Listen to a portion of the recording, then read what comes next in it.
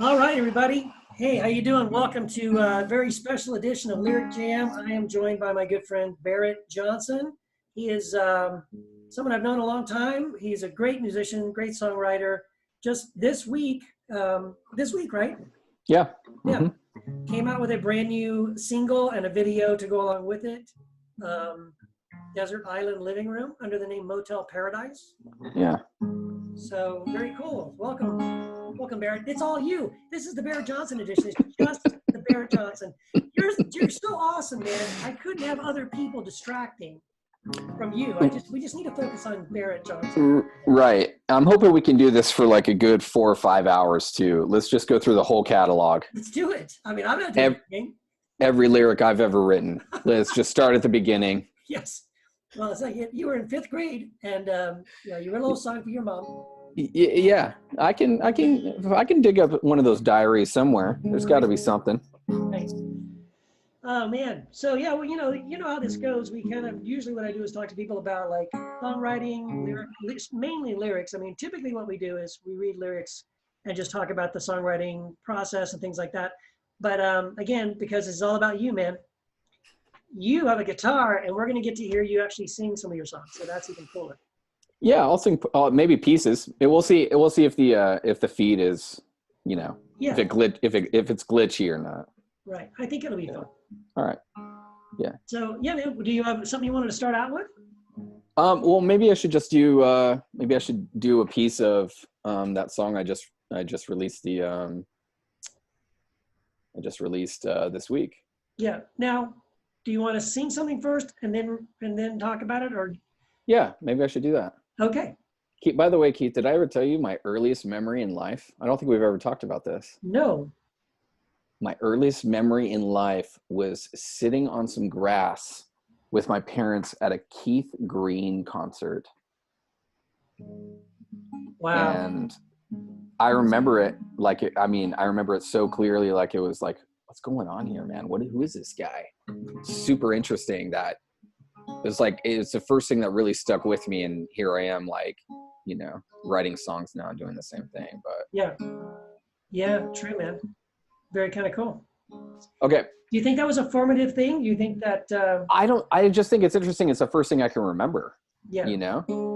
Because I remember that he was kind of doing his thing, man. Like, he was a performer, and I remember just sitting there I must have been 3 or 4 years old, and I was just staring at him like, what is going on here, man? Like, all these people are singing along to these songs, Yeah. But yeah, I think it could have been. Yeah, I think it could have been formative. That's awesome. Maybe I'll just sing the first two. I'll just sing the first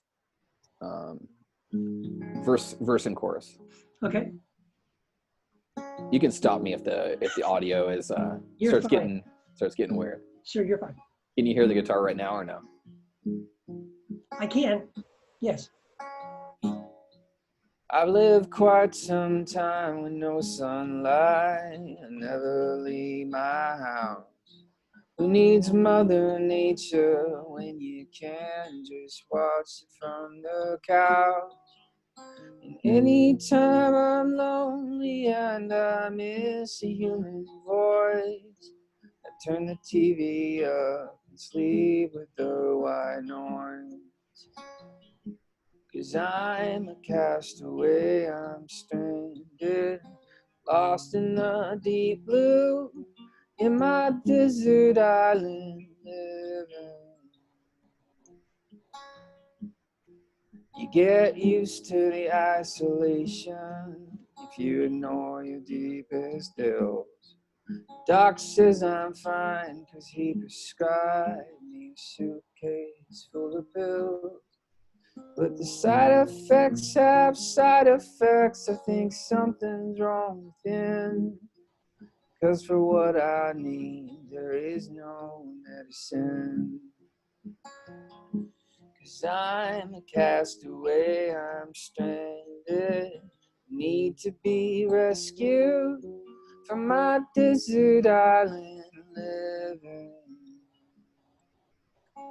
Can you hear that? Oh yeah. Okay. That was great. Cool. I do. I love that. I think the first time I heard you, well, at least the first time I remember hearing you play that, Matt, what's his last name? Ekin? What's his name? Ekin? Hecken? Yeah. He had like a backyard kind of concert thing. Yeah. Yeah, and it was he played and you played, and there was another husband and wife I think that played. Yeah, it was pretty cool. And anyway, you did that song, and I think that's the first time I heard that song. And I just thought, gosh, dude, it's such a great little story song, and it's, I mean, there's so much truth to it just in general, but I also know like there's a story behind that song for you personally. And I mean, you want to talk a little bit about how'd you write that song? What kind of inspired that? Yeah, that was it was during the time that, like, a couple years ago, I was completely isolated because I was going through another illness. I've had a couple long-term illnesses that I've gone through. I finally am starting to getting to the root of what was going on. But at the time, I was unable, because I was having some autoimmune issues, that I couldn't be around dogs, and I could only eat a handful of foods, and I was having all these crazy things go on where I couldn't go to anybody's house that had a dog. So I was isolated from a lot of my friends and family. And so I actually was hanging out with a friend, it was rare that I was even seeing any friends at all. And he had to go to work. And so I was just sitting there when he was gone at work, and I finished this song just in a few hours, which I usually don't do that. But actually the song itself, it was kind of strange. Like, the first idea I had for it was, I was listening to a podcast. I was listening to Mark Maron's podcast, and he made an offhand comment to a guest about somebody being stranded in their living room. And I immediately was like, desert island living room. And I just was like, I got to run with that as an idea for a song. And it was probably that same week or whatever. And so and some of it was kind of, I wasn't writing it like it was, just like a straight narrative. Some of it was, kind of, I guess, my own story about, like, some things in modern life, I guess. Because the last verse is, I have hundreds of friends that I see when they're lit up through a screen, but climb into my bed the second when I hear the doorbell ring. God forbid that I have a conversation with a person face to face. So just message me when you get back to your place. And so I guess I was just kind of writing about some of the things, the isolating things in modern life, and it came together pretty quick, And then like some of the things, with you get used to the isolation if you ignore your deepest ills. Doc says I'm fine because he prescribed me a suitcase full of pills. But the side effects have side effects. I think something's wrong within, because for what I need, there is no medicine. I mean, you can, I don't want to go line by line, but. No, that's fine. Yeah. That's cool. Yeah. No, I mean, that's what I like about the song. I mean, it is working on different levels. So, I mean, because I knew your personal story, I knew that some of that was kind of like what you were experiencing because you felt isolated because of what was going on with yourself. You're being sick and not knowing what was going on. You can't eat certain foods. You can't be around certain people. So for you, I know there was a true thing about it. But I love that last line that you just quoted, the one about, you have so many friends, but I only see them through a screen. Yeah. And then if they come to knock on my door, I'm just going to ignore them and wait for them to, message me or, chat me later on. And so I know that's not you because I know you. Yeah. So I know that's more of a commentary on how our devices have sort of created for many people, like that irony that we're more connected than ever, but we're more lonely than ever. Yeah. I feel like the devices should be tools to meet up later in person. That's what they're good for. Yeah. Like, if social media is actually your social time, that's not good. It should be, hey, when are we going to actually meet up in person? Because, or for a concert or whatever the thing is that people are supposed to meet up. But Yeah. If you're trying to replace it, and you know, obviously it's not going to go so well. You know, Right. like we're not meant to communicate through screens, except for Yes. right now where we're forced to, I guess. So we'll Right. take Now, what so we now can get. this, yeah. So now this is the interesting added layer to this song, because when you wrote it and when I heard it in the backyard that day, I picked up on the layer. Well, okay, some of this is a little bit about Barrett's personal stuff. Some of this also a little commentary about devices and how they isolate us, ironically, even though they're meant to connect us.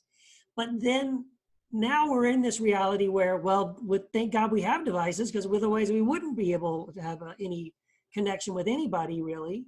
And Yeah. so now there's another layer where this song takes on another meaning. And then you get this amazing video, which I linked it to underneath in the comments here. People haven't seen it. But Yeah. you got to talk about how you got the idea for the video and how, I mean, as much as you can, because I know some things you probably can't say. Yeah. You told me before, but so, you know, say what you can without getting people in trouble. But I know a lot of people pulled a lot of crazy strings and did some amazing things to help you pull off this really phenomenal video. Thanks, man. Yeah, so this, I have quite a few songs that I wrote during that time that I was healing, and a lot of unrecorded songs. And so this was one of them. And I was out of town, and I was coming back to Los Angeles area, and a friend of mine, like, I just kept for this song, I kept having this vision where I just kept picturing me in a bathrobe around, because when I drove through LA, it was a ghost town and it looked crazy, because I was like, it's never going to look this way ever again, maybe. And so like the freeway was empty, and all the streets I drove through were completely empty. And I just kept picturing for days. I was like, what if you could film on the streets, you know, just like in the middle of like a little living room set? But it just, like, it wouldn't leave me. I kept thinking about it, and I was like, and my friend was like, he's like, why don't you just go film a video when you're down in LA? And I'm like, there's no way I can film a video. That's insane. Like, the city's shut down, you know? And so I literally had my phone in my hand. I was gonna book a plane ticket, and I was like, I'm gonna make the one phone call that could start this. There's no way that it's gonna happen, but I'll just make the one phone call. So I called a friend that I know in the LAPD, and I said, you know, like, this is my idea. Just tell me no, so I can just forget about it. I literally said that, and he's like, no. He's like, I think we're gonna do this. I was like, oh my God, man! I didn't even have the song recorded, and I was coming back, you know, like the next day. And so I was like, well, now I'm gonna have to record the song in the next day or two. And I called some other friends, and like my friends, you know, John Hansen and Dan Ballard, I had to go to Dan's studio, and he like left the side door open for me and stayed in the control room the entire time. And I stayed in the recording in the main room. And then my friend John was producing from LA, you know, from a screen inside the studio. So we were all separated recording this song. And, you know, and then, you know, my friend in the LAPD, we ended up going around the city that day. And yeah, it was kind of a wild scene, man. It was a circus, because I mean, we may have had a police car that wasn't exactly used for purposes that we were supposed. Let's just put it this way. Yeah, you didn't have any permits to film.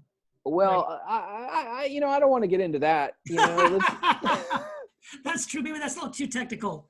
Yeah, there's no need to talk about that. I just yeah, that's about as much as I can say about it.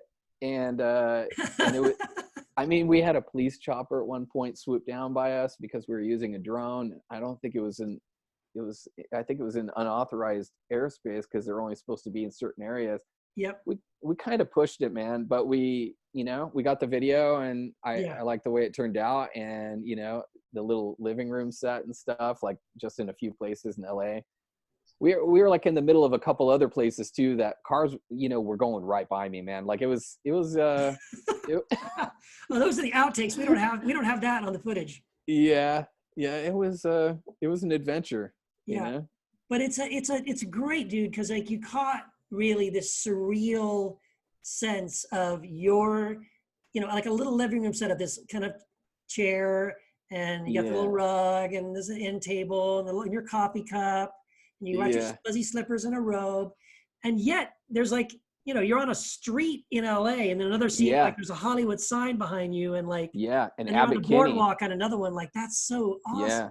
Yeah, it was Abbott Kinney Street, you know, down by like the Venice area. Like it was completely deserted, you know. It's crazy to see it that way. So yeah, we just set up right in the middle of the street, you know. Yeah. Oh gosh, dude. That's so awesome. So really, you had written the song, but you hadn't recorded it. You were driving through LA and saw this and had the idea, and you were coming back to LA for something, just made a phone call on a whim. Let's pull this thing off. Then you make another phone call on a whim, record this thing remotely, which is interesting. Or even the recording process was through screens and social distancing. Yeah. And then you pull this thing off, film this video, and here it is. Yeah, all my friends had to put in a lot of effort to make it happen. So I mean, honestly, like what most people don't see in this sort of thing is like somebody's got to watch the kids and somebody's got to do this, and it's not just the people who are recording, it's like so many other people too are involved. So it took a lot of favors and a lot of people, you know, saying yes for it to come through. I just thought it was funny how short the time was, because and my friend, I wouldn't have even tried it had my friend been like, why don't you just record a video? And I was like, oh, okay, like I guess I'll try, you know. And then I did, and then all of a sudden it was like, wow, it was pretty busy week and a half to get it done. But I'm glad I did, man. It was because I think also, like, I'm never gonna forget like that time, because I spent one of the weeks, you know, like instead of in quarantine, I was working on a project. So that's so cool, man. Yeah. Well, yeah, good stuff. So do you have another song you want to share with us? Sure. You were talking about talking about the one with my my youngest brother who's autistic. Yes. This one, yeah, I part of it too. Part of the song started when I was actually talking to Matt Ecken as well, because one of Matt's sons is autistic, and we've had a lot of conversations about, you know, autism and stories about my little brother, because I have endless stories of things that my little brother has done, you know. And so part of it stemmed from the conversations I had with Matt as well about his son, because he's an awesome dude. He's such a character. And so yeah, I don't like, where do you even start with this stuff? It's like well, I mean, so one time, I mean, you did this song on your own little, you streamed this, I think, on Facebook or Instagram or something a while back. And you were just kind of talking about how unique your brother's perspective on the world is because of the way he sees the world, and which I thought was kind of interesting. Like, it was just kind of cool, you know, just, and doesn't he write stories? He does. Yeah. He writes, he writes, I always think it's like, it's an autobiographical, like, fiction, you know. It's always, and you know what, that's what I do it with a lot of songs, you know. There's a lot of, you know, personal story, but then there's also some pretty wild things in there too. So that he always has new short stories that he's writing, and I ask him about the characters, and you know, I think I said when I wrote about this song, when I posted it, that it's usually, you know, it's usually the peculiar boy, like, and how he gets the girl in the end. That's usually how it works. Yeah. You know, sometimes, you know, sometimes more pervy than others. That's great. So, you know, sometimes it's sweet, and sometimes it sounds a little bit more like the neighborhood peeping Tom. Yeah, you know, a little creepy, tough to tell. That's right. You know, the stories are so entertaining. Yeah. Oh, that's not the issue. They're tremendously entertaining. Right. It's just trying to sort out the nuances. Yes. Yeah, the legalities. Whether or not somebody's going to get arrested or not. Right, exactly. So yeah, I don't know what else to say about this other than like I had him in mind. I also had Matt's son in mind too for a couple lines, you know, because there's like so many similarities with the two, but Okay. it was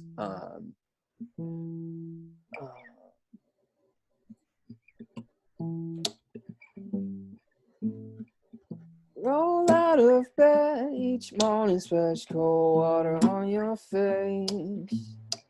And though you're facing your uphill battles, gonna conquer yet another day.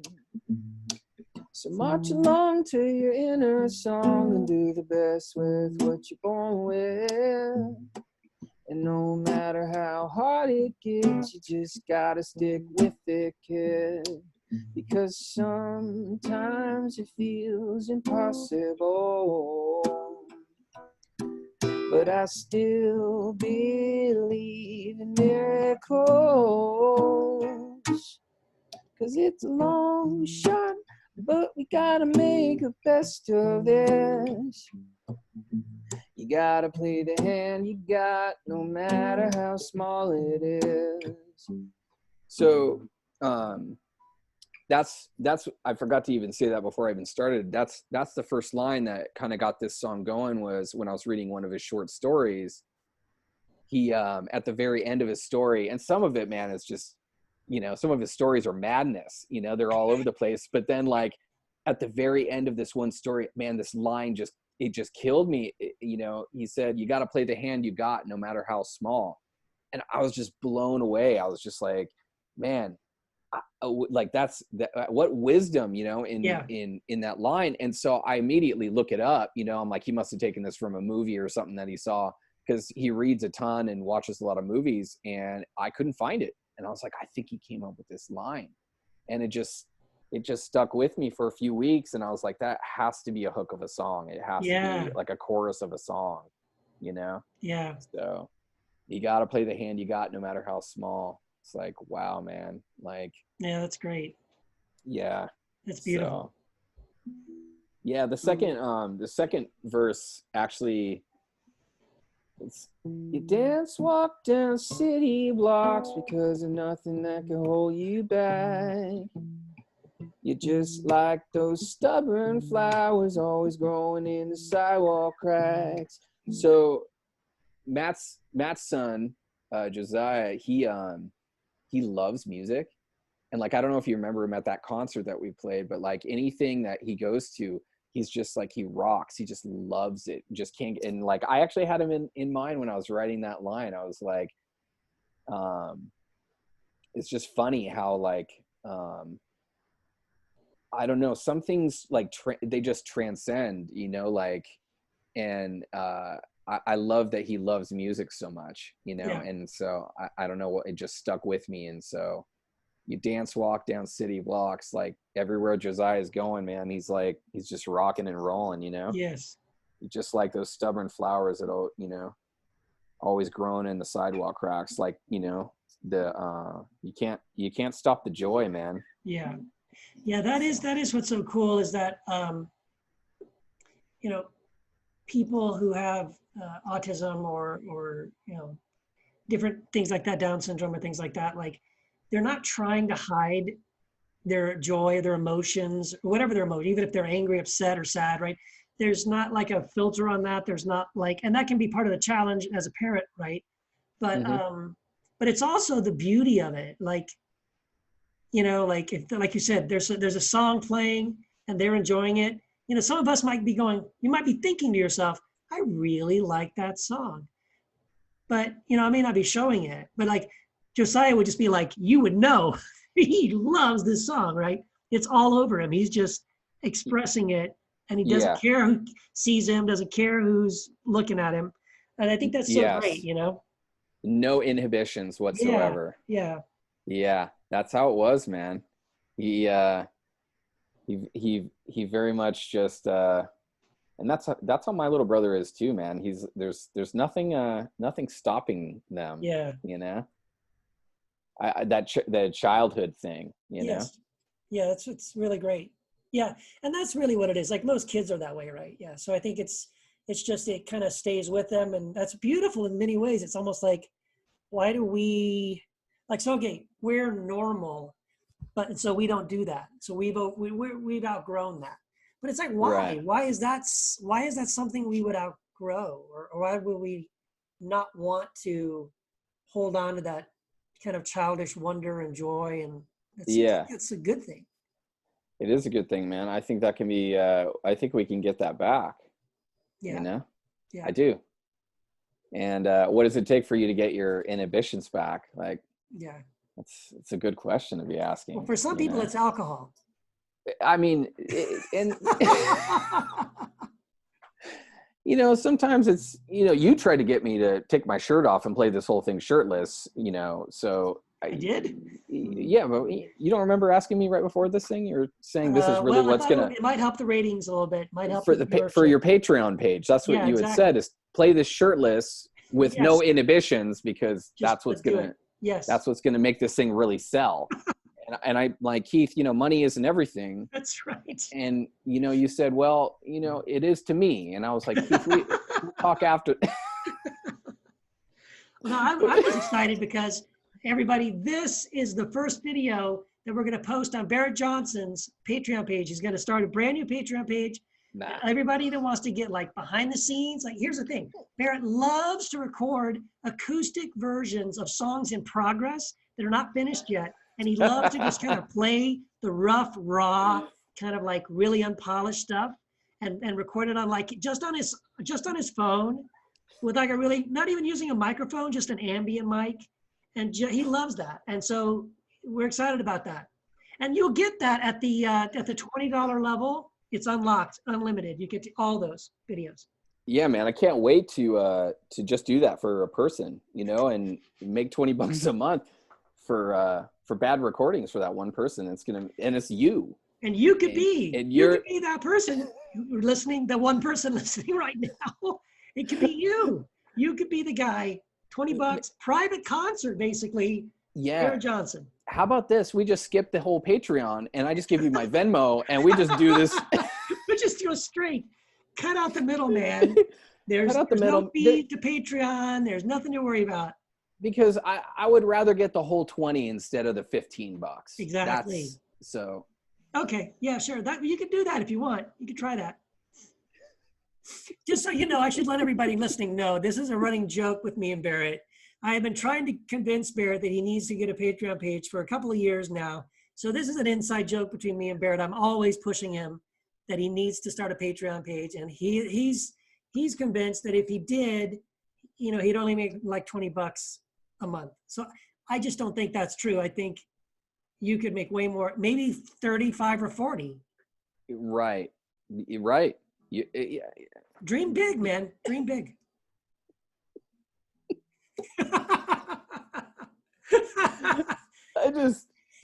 I don't think this is ever going to end between us. I think you're going to be doing this for the rest of my life, and I'm still going to just be writing songs and recording and putting them out and not doing a Patreon. Yep. But, you know. Although, you know, I'm tempted to just start one for you and then steal the money. No.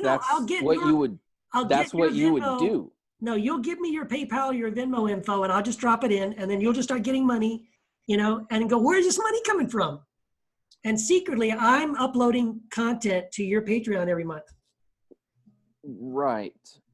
I see that. Yeah. Well, that's where I think that's where the rub is, Keith. I just don't want to be recording a bunch of stuff until I'm ready to get in the studio. And, you know, like I'll do some stuff on you know, I'll do some phone songs online, you know, on Facebook and Instagram. So yeah. All right. Head on over to Motel Paradise and grab yourself a room. There you go. Kick your shoes off.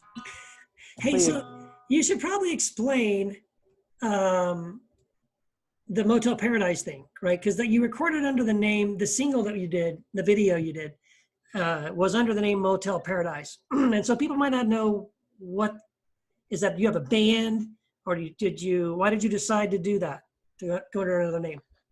Yeah, so I'd released a couple records under my own name, and I feel like it just didn't feel right to me anymore to record anything under my name, because I feel like music is something that I make. It's not me. Music's not me. And so it's weird to just be like, I'm like promoting my name. It's just weird. It's like, to me, it's like, it's about the message and about the songs. So like, if nobody knows my name, but they connect with the music, great. You know, like, and then in addition to that, you know, like when I do start, you know, this big business that you keep pushing me to do, you know, One day. Motel Paradise with a, you know, a palm tree on it is going to look way better on a mug than my, you know, face and my name.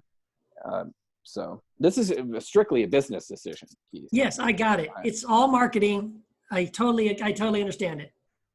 Okay, so right, and I guess like, you know, I'm hoping that makes sense. You know, that you know, it feels weird now at this point to be writing under my name. It made total sense. And how it started was actually when I was going through this illness. It got so bad where I couldn't work. I was really sick, man, and I couldn't work and I couldn't do anything. And so I had no place to stay, because any of my friends or my family who would have, you know, helped me through this time, they had dogs. And so I had nowhere to go. And I was in bad shape, man. So I was like asking friends, and one of my friends had an art studio, and the conditions were not good. I'm not gonna lie to you, Keith. They weren't good, you know. and so I So give me some ideas. Like, what do you mean when you say not good?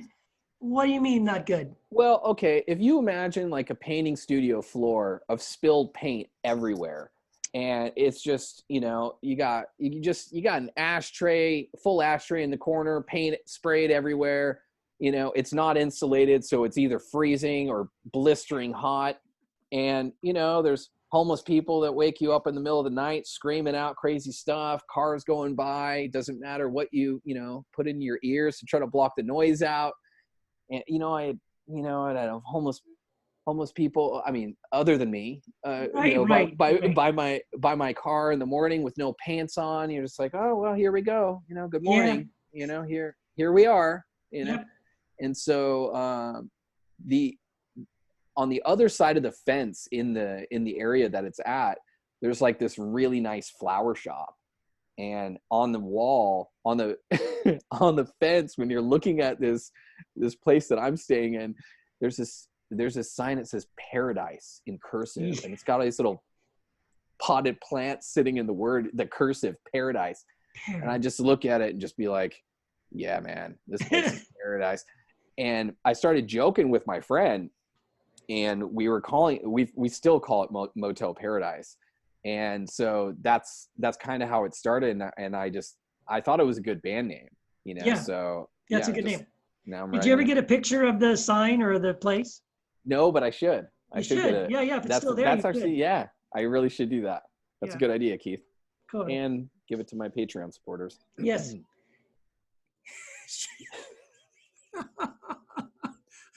Oh boy. All right. Another song? Yeah. One last one? Give us a song. One more? Yeah. All right. How long are we gone for? How long? This is the Barrett Johnson show. So you said 4 or 5 hours, right? We could just. I'm getting paid per minute, right, Keith? Yes. Yeah. Sure. I'll send you the invoice after this. So how many? How far are we? Give us at least one more song. Okay. So during this time, also, I wrote a lot. I wrote a lot of songs about hope during those 2 years. And so it was funny because I pretty much was like, I was singing these to myself. Like some of these I would sing every day to myself. And so that's my hope now, is that when I'm writing some of these, that I can do the same for other people, that when I sing some of these songs of hope to other people, when they're going through their Motel Paradise. Yeah. They can give me vast amounts of money. So only $20 a month. It's a few $5. cups. You know what? $5 a month. It's a cup of coffee. It's a cup of coffee. $5 a month. You know, Well, okay. So Anyway, this song, I would test myself with food. I could literally, for a year and a half, I could eat 5 foods. It was rough, man. And so I would test myself every couple months to see if I could tolerate anything new. And I would eat a little tiny bit of food. And then I'd be in bed for like 5 days with symptoms that I can't even describe.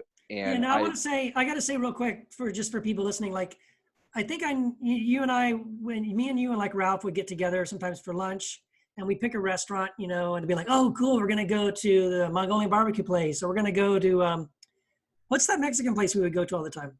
Taco Mesa. Mm-hmm. And I'm all excited. Oh yeah, we're going to eat this awesome food. And so me and Ralph get in line and order our food. And then you show up and you bring in, like, in a Tupperware thing, like, you've got a couple of carrots.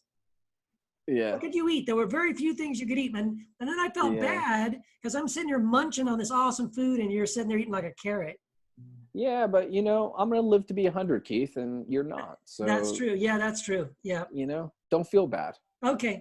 I'm going to be a 90-year-old guy in roller skates and a headband going down the boardwalk and lifting weights all day. Eating carrots. And, you know, you're going to be at Taco Mesa. So anyway, I just wanted to say, like, I remember this phase when you could only eat a handful of things, and you'd have to, if you went to meet somebody at a restaurant, you'd have to bring your own food. So I know, like, it was really tough.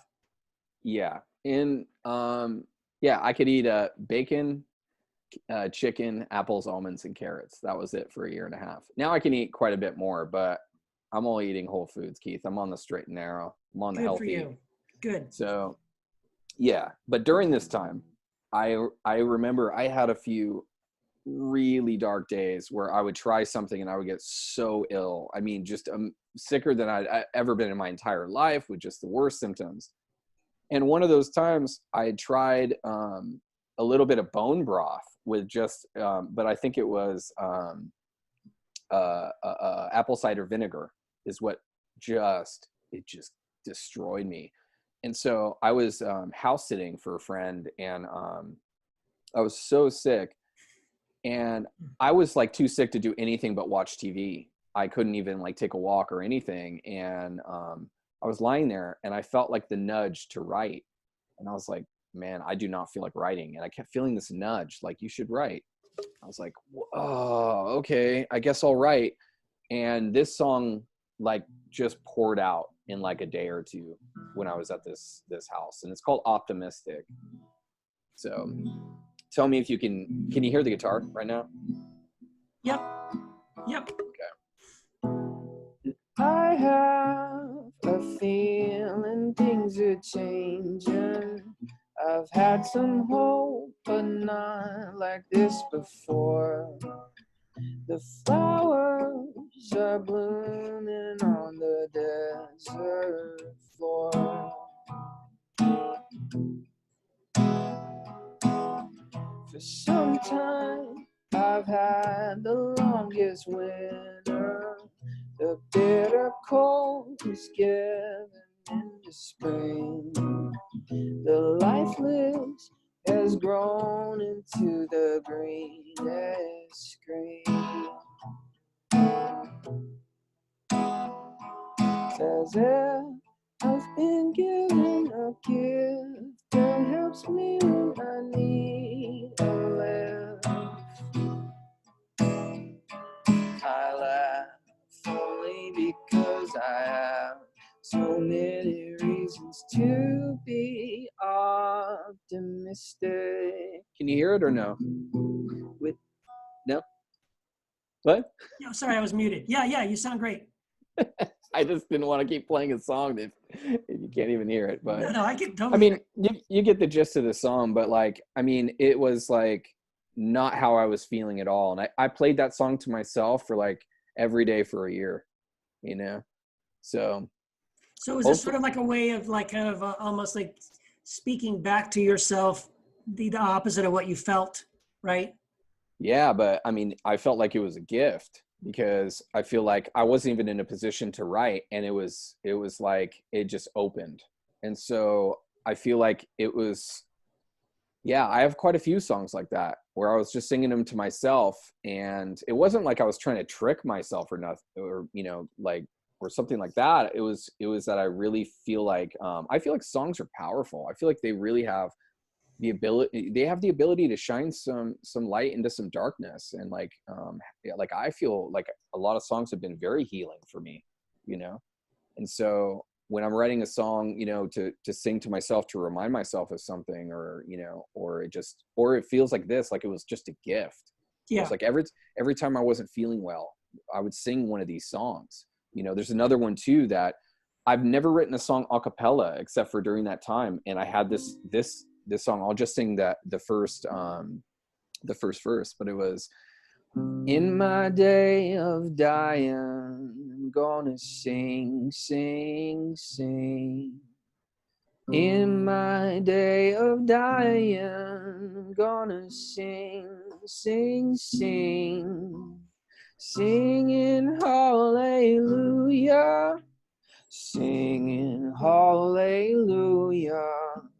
Well, in my day of dying, I'm gonna sing. So I know you know that song. I love that song, dude. That is one of my favorite songs you've done, and the recording of it is gorgeous. It's incredible. Thanks, hopefully, by the way, people don't know Matt DiStefano's little bonfire sessions. They use that song. That's the theme song. Yeah. So did you know that? Did they tell you that? Maybe they owe you some money. Yeah, I'm not holding my breath. Okay. Yeah, I've sent Matt repeated, cease and desist letters. Yeah. Cease and desist, invoices, bills. Yeah. It doesn't matter. I've sent people to his house. Yeah, exactly. He's gonna infringe on copyrights as much as he wants to. So that's the way he rolls. Yeah, that's fine. So the song, you wrote this song. I love that song, man. It's kind of got a cool, it's like a blues, right, kind of feel to it.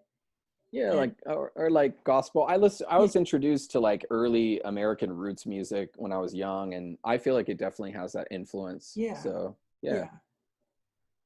So what is the lyric is like, in my day of dying, I'm gonna sing, is sort of like, to my last breath, right, I'm gonna pray. Like, is it sort of like the Job thing, though he slay me, yet will I will praise him, kind of a thing? Yeah, I mean, I guess you could look at it that way. I don't want to, if somebody is taking it that way, that's, I don't want to ever do that. But it could be taken a few ways. I feel like for myself, like it's how people sing the song for themselves, So for myself, yeah, sometimes it felt like a prayer, where, man, if I felt sick, I would just start singing that a cappella. And, I also think it's interesting. It was in a minor key that I was naturally singing the melody in. And so I started, it actually got me on this road where I was kind of thinking, maybe I actually naturally hear some melodies in minor keys. So I've been writing in minor keys a lot lately. Interesting. But yeah. And so, yeah, maybe it's like, it's kind of like a prayer. And, like I've listened to a lot of spirituals when, like, my older brother introduced me to early American music, blues and gospel. And man, I'm like, I've listened to a lot of it. And, there's a lot of recordings of people out in the fields and these beautiful spirituals where they're like foot stompers, people clapping, and just like they're out on a porch or whatever it is. And those are the ones, man, that really get me. They are as honest and as pure as anything I've ever heard. Yeah. So to me, that's kind of, I was influenced by that, like this was an honest prayer. Like I didn't even think I would ever record that song. I was singing it for myself. So yeah, I guess that's the best I can explain it. Yeah. So, you recorded that song and several others, and that has been recorded, but you haven't released that yet, right? Yeah, that's a record that hasn't been released. And so if people want to support you on the Patreon, they can help you raise money to release that record.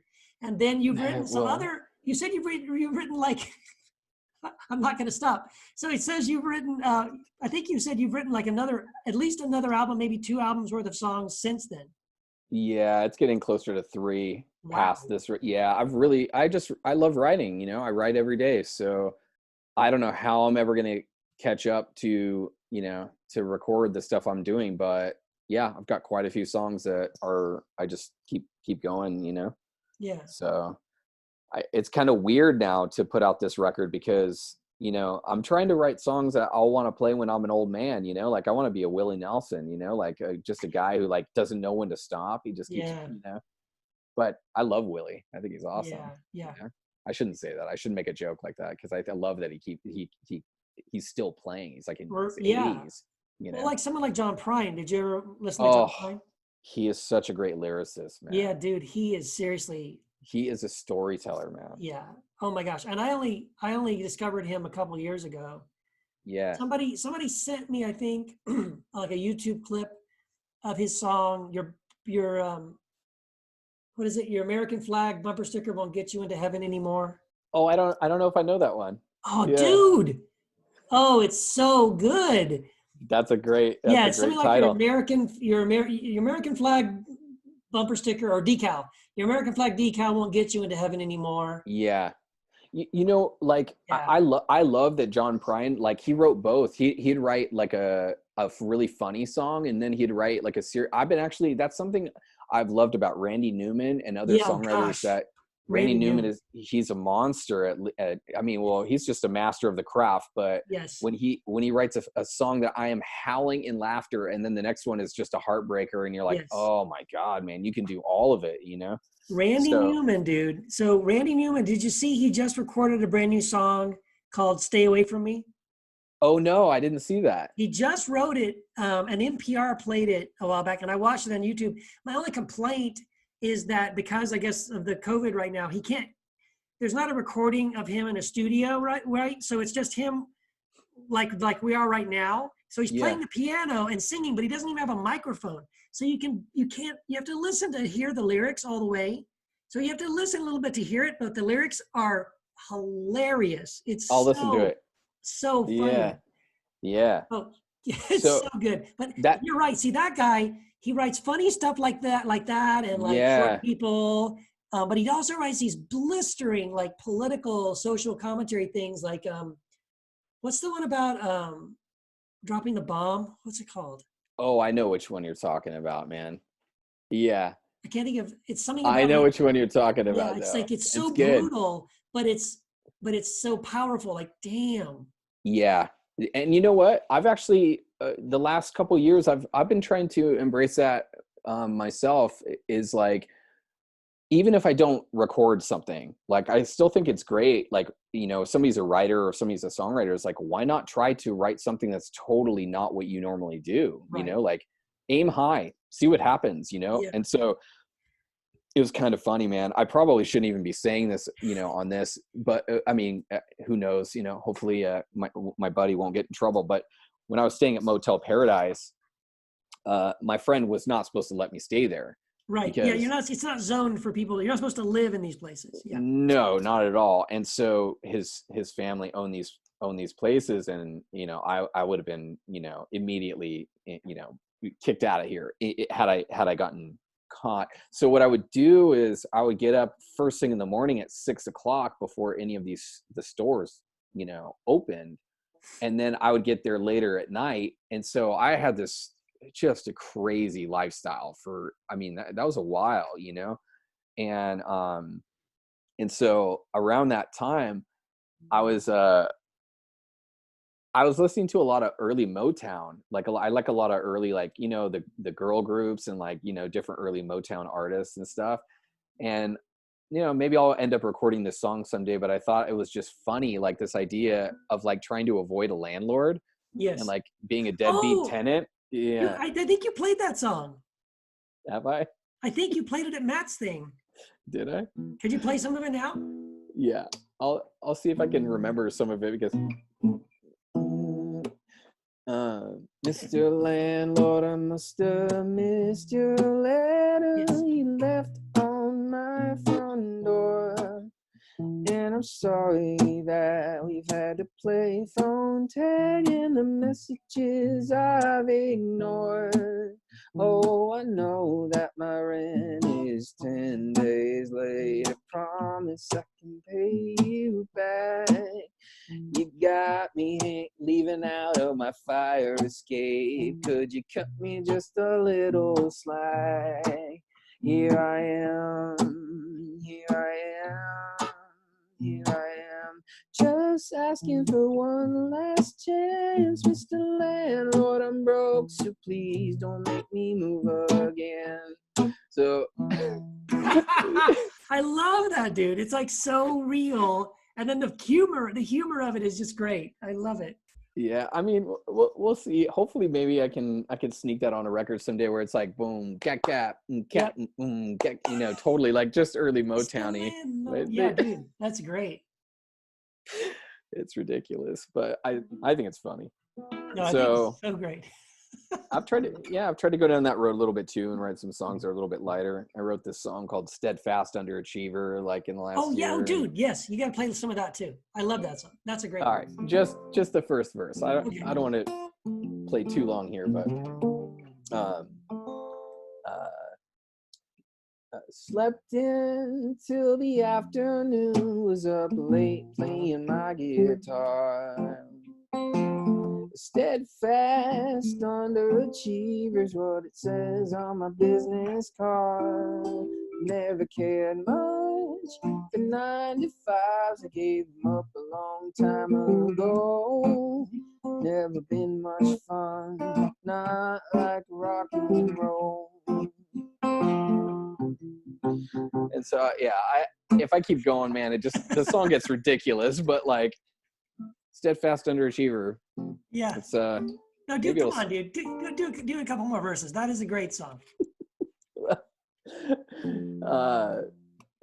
Let's see. I have to look this up. Man, I got a lot of songs. I have to Now do you write them all down? You write down verses, like chords and lyrics and everything, yeah. Oh yeah. I mean, when you write, I didn't ask you this. When you write, do you mainly write music and lyrics at the same time? Do you write lyrics first, music first? Does it matter? You know, I used to I used to do, and sometimes I'll do like a melody first if I'm humming something and it'll kick off a song. But a lot of times now, the bottleneck is always lyrics. To me, it's always about the story. Like if somebody doesn't have a story, like other songwriters, the older I'm getting, like I just am not interested if somebody's not telling a story about themselves or other people.